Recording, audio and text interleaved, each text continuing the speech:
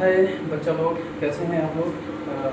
Finally हम आप लोगों का क्वेश्चन जो पेंडिंग क्वेश्चन वो वीडियो में लेकर के आ गए हैं।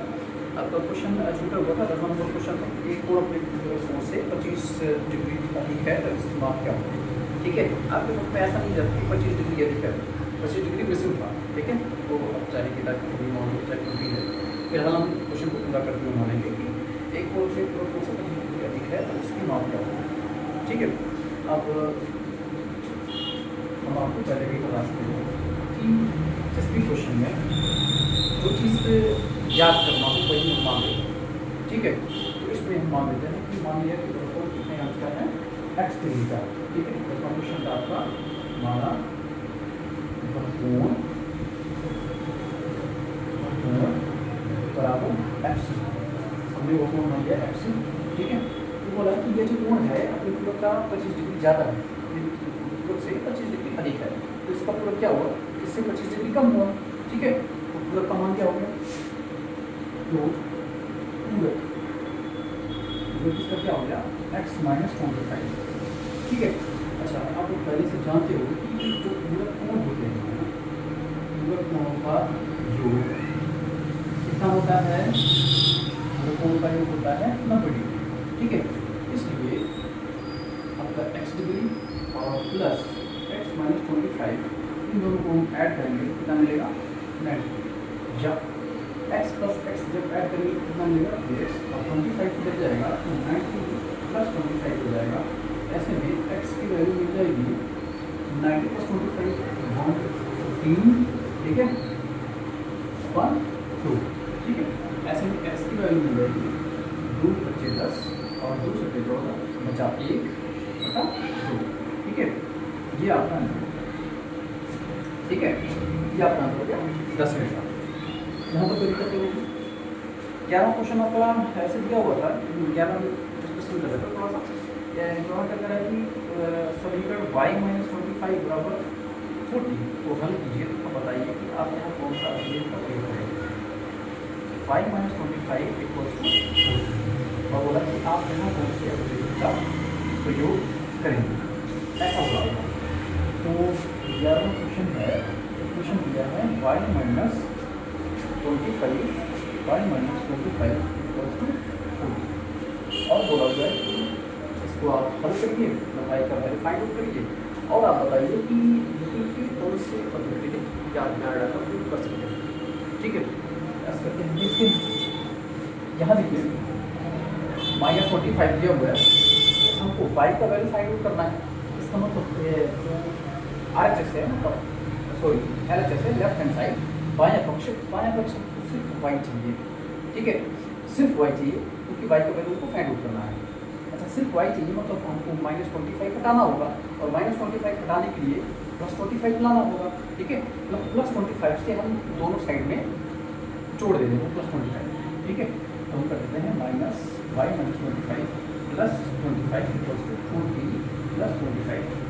ठीक है, हमने 25 को जोड़ दिया जाए तो यहाँ माइनस 25 प्लस 25 हो गया, ये हो गया खत्म, बच गया अपना y जो में जा रहा था, और यहाँ हो गया 40 प्लस 25 इक्वल्स टू 65। ठीक है, यहाँ पर समझ आते हैं यार, y का लोग मिल गया 65। अच्छा, अब आपने यहाँ पर एक चीज़ ध्यान दिया होगा, आपने दोनों साइड में 25 जोड़ा है। क्या किया है, दोनों साइड में 25 जोड़ा है। जब दोनों साइड में 25 जोड़ा है तो यहाँ पर एक अभिगृहित है, अभिगृहित नंबर 2 है कि अगर बराबरों को बराबर में जोड़ा जाए तो कोण भी बराबर होता है। ठीक है, अभिगृहित 2 आपको लिख लेना है, अभिगृहित 2। ठीक है, क्या करता है, बराबरों को बराबर में जोड़ा जाए तो कोण बराबर होता है। ठीक है, कोण भी आपका क्या होता है, बराबर ही होता है। आपने 11 क्वेश्चन भी कर दिया। ठीक है, इसको मिलेज करते हैं।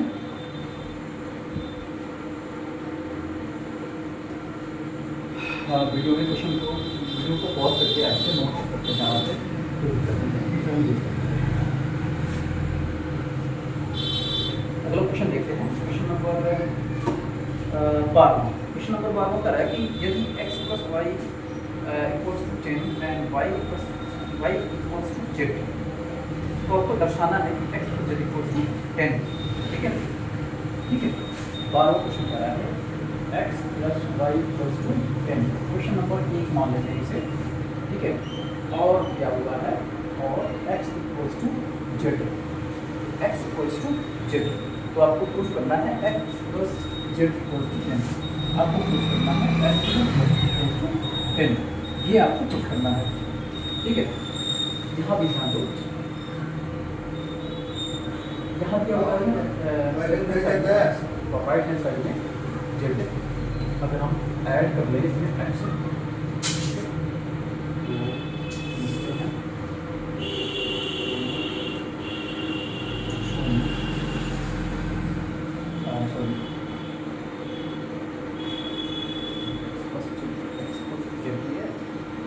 y इक्वल्स टू z है क्वेश्चन में आके y इक्वल्स टू 0, दोनों पक्षों में x जोड़ना है।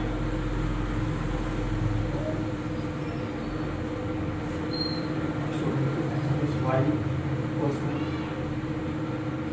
x plus z, x plus y equals to x plus z। अच्छा, आपको समीकरण से पता है कि x प्लस y का वैल्यू कितना है, 10। तो वैल्यू क्या है, 10 equals to x plus z। कहाँ से, समीकरण नंबर 1 से, ठीक है। और यहाँ पे आपने क्या किया, क्या है ये चीज़ ध्यान रखो, क्या क्या है, दोनों साइड में आपने x को जोड़ा है। आपके क्वेश्चन में दिया हुआ है कि y इक्वल्स टू z। पहले क्वेश्चन में था x plus y equals to 10। यहाँ y है, x नहीं है ना, यहाँ y है, x नहीं है, यहाँ z है, x नहीं है। हमने क्या किया, दोनों में x जोड़ लिया। जब x जोड़ लिया तो उनको मिल गया पहला इक्वेशन x प्लस वाई, और x प्लस वाई का कितना दिया हुआ है, 10 दिया हुआ है, ठीक है। यहाँ पे हमने z में जब x जोड़ दिया, हमको मिल गया x plus z, x plus z बराबर कितना, 10, ठीक है। अच्छा, हमने क्या किया है, x जोड़ा है, दोनों साइड में x जोड़ा है, फिर आपको वही चीज़ मिल गया। अब मेरी तो कि बराबरों में, सॉरी, बराबरों को अगर बराबर में जोड़ा जाए तो कोई भी बराबर ही होता है। वही चीज़ मिल गया हमको, जो हमने किया ना उसी साइड में मिल गया। दो, अब तो क्या कहता है, बराबरों को बराबर में जोड़ा जाए तो बराबर होता है, ठीक है। यहाँ भी आपने अब ये नंबर दो का इस्तेमाल करना है, ठीक है। यहाँ से आपको मिल जाए, इसको अगर प्लस लेते हैं तो x प्लस टू के बराबर कितना मिलेगा, 10। कितना मिला, कोई दिक्कत तो नहीं होगा, ठीक है। क्वेश्चन नंबर 12 में हमने डिस्कस कर लिया। क्वेश्चन नंबर 13, क्वेश्चन नंबर 13 क्या कह रहा है, इसको भी थोड़ा सा ध्यान से देखिएगा। क्वेश्चन नंबर 13,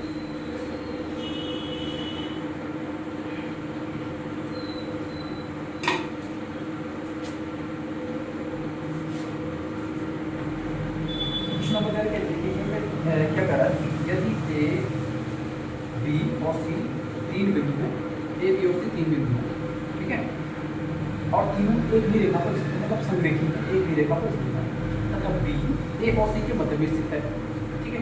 तो सिद्ध कीजिए A B plus B C equals to A C. आया समझ में, ठीक है।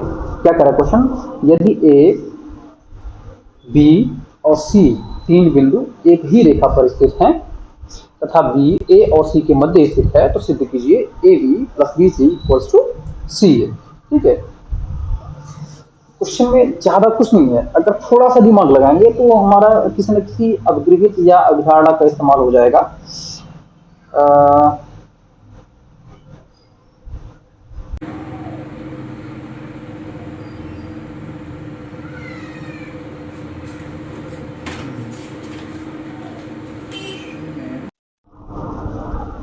मुझे लगता है कि इस क्वेश्चन में अभिगृहित चार का इस्तेमाल होना चाहिए। एक बार देखते हैं, चलो क्वेश्चन इसे मिटा लेते हैं। नोट कर लीजिएगा आप लोग, करना कुछ नहीं है इसको, बस वीडियो पॉज करके जाइएगा, पॉज करके नोट कर लीजिएगा क्वेश्चन, ठीक है। मेरा काम डिलीवर करना, आपको पता क्वेश्चन को रिसीव करना, नोट करना।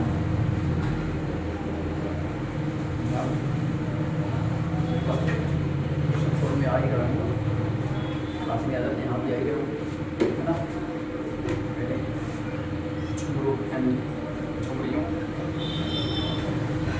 हाँ, क्वेश्चन क्या है कि ठीक है, हम देख लेते हैं अगर हमने यहाँ रख दिया ए और यहाँ रख दिया बी और यहाँ रख दिया सी, ठीक है। ध्यान दीजिएगा, हम यहाँ से यहाँ तक क्या पा रहे हैं, यहाँ से यहाँ तक कौन है ए बी, और यहाँ से यहाँ तक क्या पा रहे हैं, यहाँ से यहाँ तक है बी सी। अच्छा, कंप्लीटली यहाँ से यहाँ तक क्या पा रहे हैं, ये कौन है बच्चों, ए सी, ठीक है। क्या तो कोई दिक्कत तो होगा नहीं। अब आपको जहाँ चित्र से ही स्पष्ट हो रहा होगा कि A B plus B C, अगर ए बी में बी सी को जोड़ा जाए तो हमको ए सी प्राप्त हो रहा है। मिला जुला करके ए बी बी सी ए सी के संपाती हैं। सपोज करो, ध्यान से समझना बात को, सपोज करो इस बात को कि ये एक लाइन नहीं दो लाइन है, एक लाइन नहीं है दो लाइन है।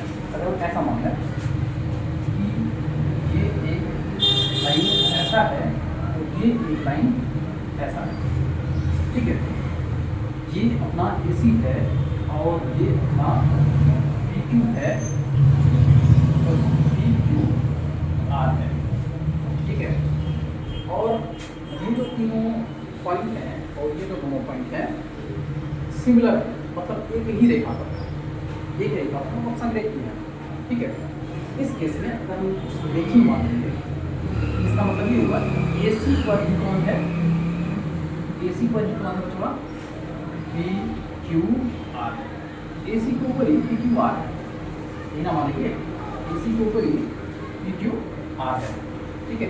अच्छा, AC के ऊपर ही PQR रहेगा आ गया, तो हम PQR को भुला गए, क्या करिए PQR को भूल गए, PQR को भूल गए, हमको मिला कौन AC, क्योंकि हमने AC के ऊपर ही PQR को सैचुरेट कर दिया, फिक्स कर दिया। जब फिक्स कर दिया तो PQR खत्म हो गए, गायब हो गए, आप बन गए AC, ठीक है। और हमने सोचा था कि यहाँ पर पॉइंट Q था, वही पॉइंट सॉरी Q की जगह क्या है, हाँ B है। आप सोचो कि ये जो लाइन है इसकी संपाती निकली हुई है ना, जब ये दोनों एक दूसरे के संपाती हो गए, ये दोनों बराबर हो गए कि हो गए, बात समझ रहे हो कि नहीं समझ रहे हो, बात समझ रहे हो ना। आपका अभिगृहित का अभिगृहित चार करता है कि जो वस्तुएं परस्पर संपाती होती हैं वो आपस में बराबर होती हैं। बात समझ में आया, समझ में आया। चलो देखो, हमने बस यही माना था कि AB अलग है, BC अलग है और AC अलग है, ठीक है। और ये AB प्लस BC जो है वो AC पर आकर के फिक्स हो गया है, ठीक है। जब फिक्स हो गया तो AB प्लस BC AC का संपाती हुआ, क्यों हुआ, क्योंकि उसी के ऊपर ही आकर के फिक्स हो गया है, तो AB प्लस BC AC का संपाती हुआ। इतना क्या है, क्वेश्चन नंबर कौन सा था, क्वेश्चन नंबर 13। देखिएगा चित्र से स्पष्ट है कि AB प्लस BC AC के संपाती हैं, AC के संपाती हैं, क्या है AC के संपाती। अब देखो, अब यूक्लिड का अभिगृहित चार क्या कहता है, अभिगृहित चार कहता है वे वस्तुएं वे वस्तुएं जो परस्पर संपाती हैं, वे वस्तुएं जो परस्पर संपाती हैं आपस में बराबर होती हैं, जो परस्पर संपाती आपस में बराबर होती हैं। अतः अब यहाँ से स्पष्ट हो गया, अतः A B plus B C equals to B C. ये आपको प्रूफ करना। वहाँ तक क्लियर हुआ कि हुआ? क्लियर हो गया? बोलो बच्चों आप, जहाँ तक क्लियर हो गया होगा। Thank you. इसको भी डाल दें, ठीक है। ये हो गया क्वेश्चन नंबर 13।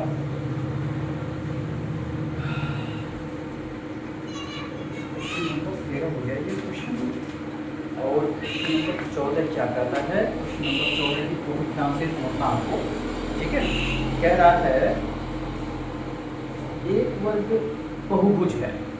बहुभुज वही बहुभुज आप कक्षा 8 में पढ़े होते हैं, ठीक है। बहुभुज के बारे में कक्षा 8 में डिटेल में बताया गया है कि बहुभुज वही होता है जिसकी 2 या 2 से अधिक भुजाएं हों, सॉरी 3 या 3 से अधिक भुजाएं हों।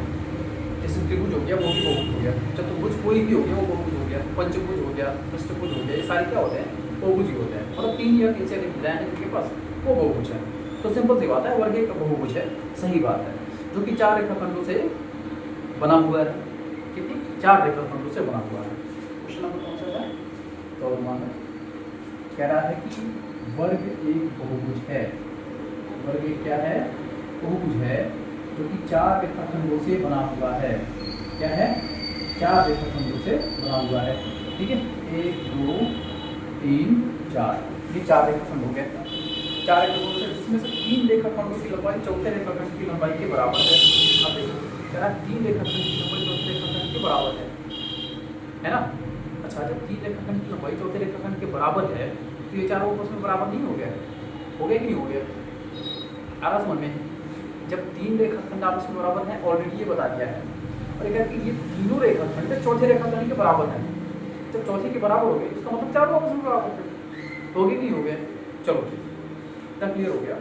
आगे देखो, करा है चौथे रेखाखंड की लंबाई के बराबर है तथा इसके सभी कोण समकोण हैं। ये लो, करा सभी कोण समकोण हैं। सभी कोण समकोण मतलब क्या होता है? 90 डिग्री, है ना। 90 कोण, सभी कोण कैसे है? समकोण है।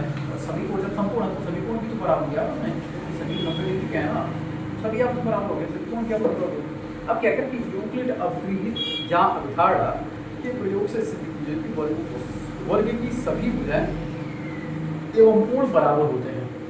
क्या है ना कि यूक्लिड की अपग्रहित या अवधारणा का प्रयोग करते हुए आपको ये सिद्ध करना है कि वर्ग की सभी भुजाएं और सभी कोण आपस में बराबर होते हैं, ठीक है। ये आपको प्रूव करना है। दिक्कत कुछ नहीं है इसमें। अवधारणा एक ये कहता है कि वे वस्तुएं जो एक ही वस्तु के बराबर हों, एक दूसरे के बराबर होती हैं। अवधारणा एक ये कहता है, ठीक है। और अवधारणा 4 कहता है कि सभी समकोण आपस में बराबर होते हैं। सिंपल सी बात है, समकोण है तो 90 डिग्री के हुए, 90 डिग्री के हो तो ये भी 90 डिग्री, वो भी 90 डिग्री, है ना। चारों 90 डिग्री, तो चारों 90 डिग्री के हैं तो चारों आपस में बराबर हो गए, ठीक है। फर्स्ट क्वेश्चन को हम देखते हैं। क्या क्या दिया हुआ है? कह रहा है कि 4 रेखाखंडों से बना हुआ है जिसमें 3 रेखाखंड चौथे रेखाखंड की लंबाई के बराबर है, ठीक है।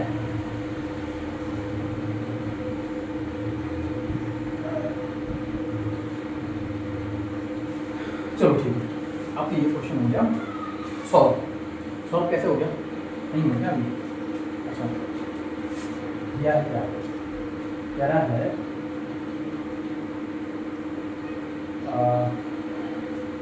क्वेश्चन में क्योंकि 4 रेखाखंड से जिसमें से 3 रेखाखंड की लंबाई चौथे रेखाखंड की लंबाई के बराबर है। वर्ग लिखिएगा बहुभुज वर्ग, बहुभुज कौन है? वर्ग है। वर्ग की 3 रेखा रेखा खंडों की लंबाई बराबर चौथे रेखा खंड की लंबाई। ये दे दिया हुआ है कि वर्ग की तीन रेखा खंडों की लंबाई चौथे रेखा खंड की लंबाई के बराबर। तो ये चारों आपस में बराबर हो गए। कैसे बराबर हो गए? अधारा कहा है कि वे वस्तुएं जो आप एक ही वस्तु के बराबर होती हैं आपस में बराबर होती हैं। तो एक ही वस्तु के बराबर हो रही है ना, ये जो एक रेखाखंड है ये चौथे रेखाखंड के बराबर हो रही है, तो ये सभी आपस में बराबर होगी कि नहीं होगी? होगी ना, दूसरे के बराबर। ठीक है, अब देखो अभी धारणा एक कहता है तो लिख लेना अतः वर्ग की सभी भुजाएं बराबर हैं। ठीक है, तो बराबर है। बराबर है कैसे?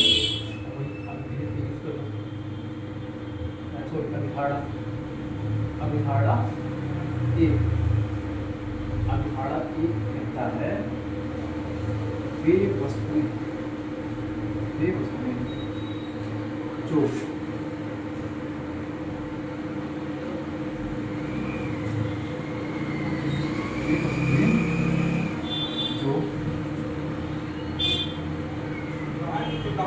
किसी तीसरी वस्तु के बराबर है। कुछ क्या ये वस्तु हाँ एक ही वस्तु के बराबर वो वस्तु जो एक वस्तु बराबर है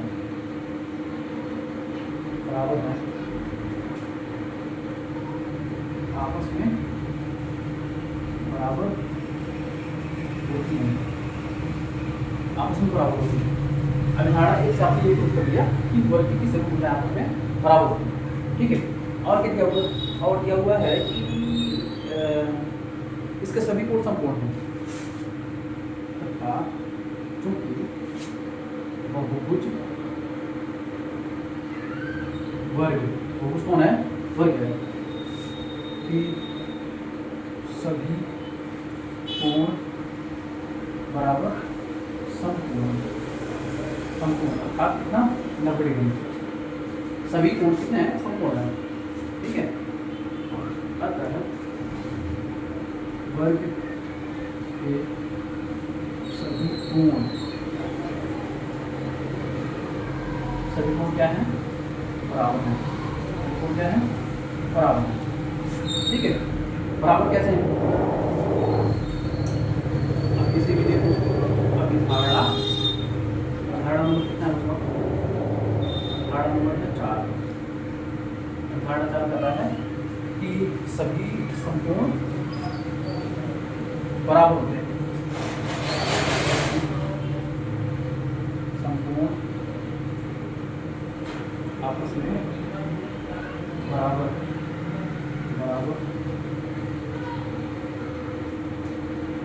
होते हैं। ठीक है, तो इस क्वेश्चन में 14वें क्वेश्चन में भी आपने प्रूव कर दिया कि ये सभी क्या है? समकोण है। सभी क्या है? 90 अंश के हैं। तो 90 अंश के हैं तो सभी आपस में बराबर हैं। ठीक है, अब धारणा 4 आपके नहीं कहता है। क्वेश्चन में क्या था आपका कह रहा कि एक बहुभुज क्या है? एक वर्ग है ना, जो 4 रेखाखंडों से बना हुआ है। इसमें 3 रेखाखंड चौथे रेखाखंड की लंबाई के बराबर है और सभी कोण 90 अंश के हैं। तो आप अपग्रेडित या धारणा का यूज करके ये बताइए कि वर्ग की सभी भुजाएं और सभी कोण आपस में बराबर है। आपने ये प्रूफ कर दिया। ठीक है, समझ में आया होगा? आपने प्रूफ कैसे किया? सीधी बात ये है बोला था कि वर्ग की 3 रेखाखंड चौथे रेखाखंड के बराबर है। तो चौथे रेखाखंड के बराबर है तो आपको पता चल गया कि वर्ग की सभी भुजाएं आपस में बराबर है। कैसे पता चला? उदाहरण नंबर 1 वे वस्तु जो एक ही वस्तु के बराबर होती हैं आपस में बराबर होता है। ये तीसरी वस्तु के चौथी भुजा के बराबर चौथी रेखाखंड ये तीनों चारों आपस में बराबर होगी कि नहीं? क्योंकि तीन आपस में बराबर पहले थी। चौथी के बराबर कंपेरिजन कराया तो चौथा के बराबर मतलब चारों आपस में बराबर होगी। फिर बोला कि सभी को समकोण पर मध्य से अतः वर्ग के सभी कोण क्या बराबर। ये बराबर कैसे होगी? ये उदाहरण नंबर 4 में आपको पता है कि सभी समकोण आपस में बराबर होते हैं। ठीक है, आशा करते हैं कुछ समझ में आया होगा। थोड़ा लग गया। ठीक, थैंक यू।